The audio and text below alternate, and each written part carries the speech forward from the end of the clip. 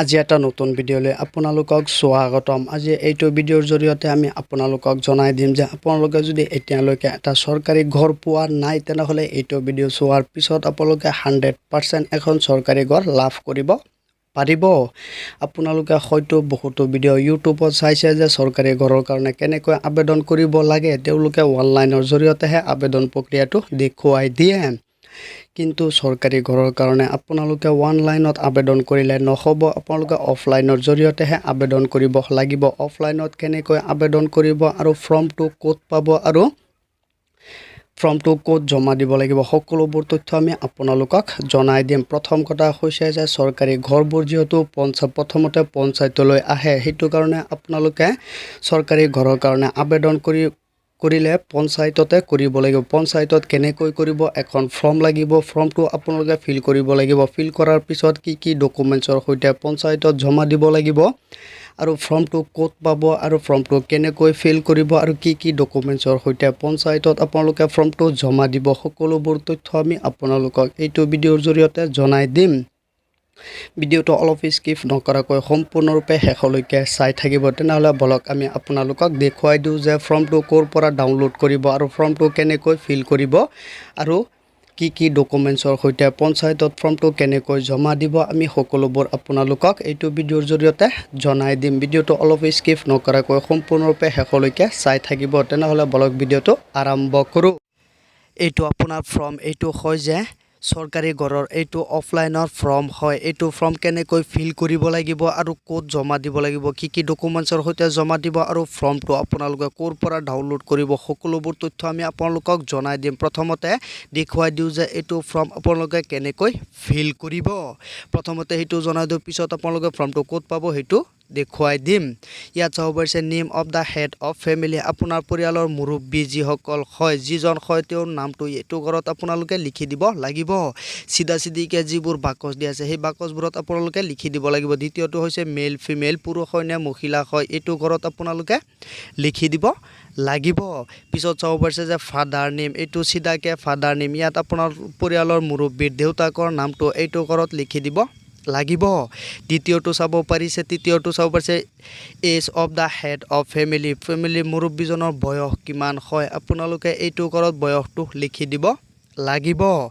ইয়াত দিয়া আছে 5 নম্বৰটো দিয়া আছে প্ৰেজেণ্ট এড্ৰেছ কণ্টেক্ট ডিটেইলছ, ইয়াত আপোনাৰ হাউচ নম্বৰটো লিখি দিব লাগিব। ইয়াত নেম অফ দ্য স্মেল, ইয়াত চাব পাৰিছে ৱাৰ্ড নম্বৰটো লিখি দিব লাগিব আৰু আপোনাৰ মোবাইল নম্বৰটো এইটো ঘৰত লিখি দিব লাগিব। চিধাকে আপোনালোকে বহুৱাই দিব লাগিব। পাৰ্মানেণ্ট এড্ৰেছ, আপোনালোকে য'ত বসবাস কৰে ইয়াতো এড্ৰেছটো ইয়াত লিখি দিব লাগিব। আপোনাৰ হাউচ নম্বৰ, আপোনাৰ এৰিয়া নম্বৰটো, আপোনাৰ এৰিয়াৰ নামটো, আপোনাৰ গাঁৱৰ নামটো, ৱাৰ্ড নম্বৰটো আৰু তলত চাব পাৰিছে ডিষ্ট্ৰিক্ট নামটো এইটো ঘৰত আপোনালোকে লিখি দিব লাগিব। চিধাকে আপোনালোকে লিখি দিব লাগিব। ইয়াত চাব পাৰিছে যে ভোটাৰ ID কাৰ্ড নম্বৰ, আপোনালোকে ইয়াত ভোটাৰ ID কাৰ্ড নম্বৰটো ইয়াত আপোনালোকে লিখি দিব লাগিব। লিখি দিয়াৰ পিছত ইয়াত আপোনালোকে চাব পাৰিছে যে তলত দিয়া আছে যে নেম বুলি দিয়া আছে, ইয়াত আপোনালোকে চাব লাগিব যে নেমত আপোনালোকৰ পৰিয়ালৰ নামকেইটা আপোনালোকে ইয়াত প্ৰথমতে ভোটাৰ ID কাৰ্ড নম্বৰটো এইটো ঘৰত ইয়াত আপোনালোকে চিধাকে বহুৱাই দিব। বহুৱাই দিয়াৰ পিছত ইয়াত চাব পাৰিছে নেম, আপোনাৰ পৰিয়ালত যিমানজন সদস্য আছে তেওঁলোকৰ এটাকে নামটো লিখি দিব। লিখি দিয়াৰ পিছত ইয়াত চাব পাৰিছে যে মাজত চাব পাৰিছে যে ৰিলেশ্যনশ্বিপ বুলি দিয়া আছে, আপোনাৰ পৰিয়ালৰ মুৰব্বীজনৰ কি হয় যিসকলৰ নামটো লিখিব এইটো ঘৰত আপোনালোকে লিখি দিব লাগিব। ইয়াত চাব পাৰিছে জেণ্ডাৰ, পুৰুষ হয় নে মহিলা হয় দিব লাগিব। ইয়াত চাব পাৰিছে এই বয়সটো কিমান হয়, বয়সটো আপোনালোকে এইটো ঘৰত আপোনালোকে বয়সটো দিব লাগিব। ইয়াত ভোটাৰ ID কাৰ্ড নম্বৰটো দি দিব লাগিব, যদি থাকে তেনেহ'লে দিব আৰু নাথাকিলে নিদিলেও হৈ যাব।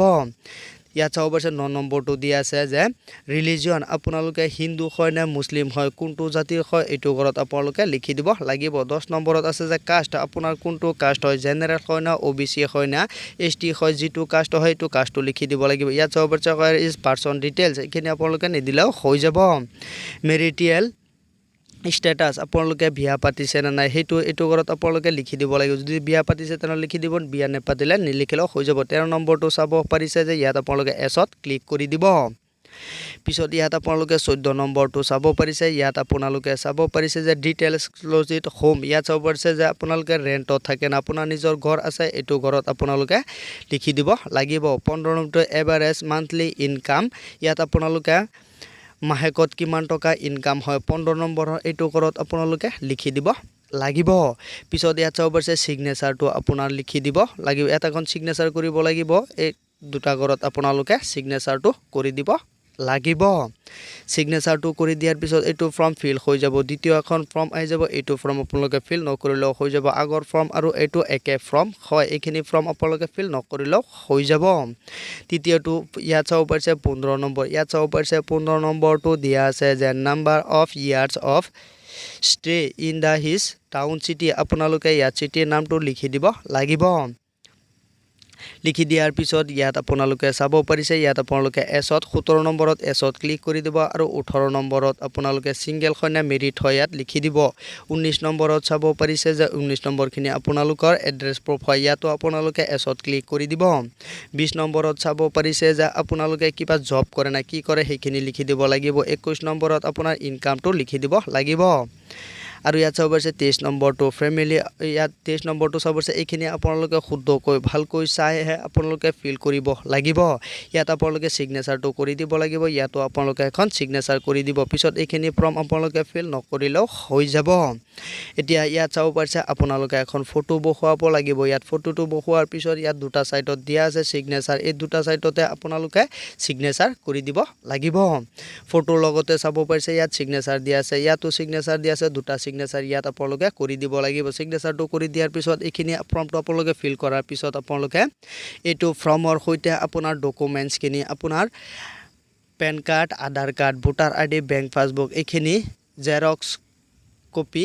এইটো ফৰ্মৰ লগত গাঁঠি আপোনালোকে পঞ্চায়তত জমা দিব লাগিব তেতিয়া হলেহে আপোনালোকে চৰকাৰী ঘৰটো লাভ কৰিব এতিয়া কথা হল আপোনালোকে ফৰ্মটো ক'ত পাব ফৰ্মটোৰ কাৰণে আপোনালোকৰ মোবাইলৰ গুগলত গৈ আপোনালোকে লিখি দিব লাগিব PMAY হাউস PDF ফৰ্ম বুলি লিখি দিলে ফৰ্মটো আহি যাব তাৰ পৰা আপোনালোকে ডাউনলোড কৰি ফৰ্মটো শুদ্ধকৈ ফিল কৰিব লাগিব যদি ফৰ্মটো ফিল কৰোতে আপোনাৰ কিবা অসুবিধা হৈছে তেনেহলে এটা কমেন্ট কৰি জনাই দিব আমি নেক্সট ভিডিঅ'ত আপোনালোকক আৰু শুদ্ধকৈ দেখুৱাই দিম কেনেকৈ ফিল কৰিব লাগে